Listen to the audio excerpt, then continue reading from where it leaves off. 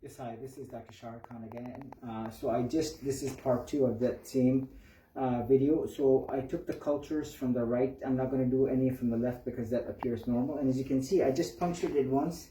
And if I just hold it like this, you would think this is auto-sealed. Absolutely not. If I go like this, you can see that there is basically fluid that's coming out.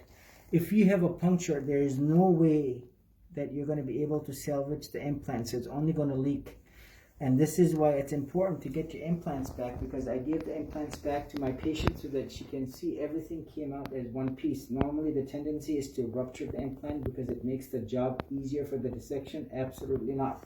The entire implant needs to be removed as one system, along with the capsule as an en bloc fashion preferably, or a total en bloc.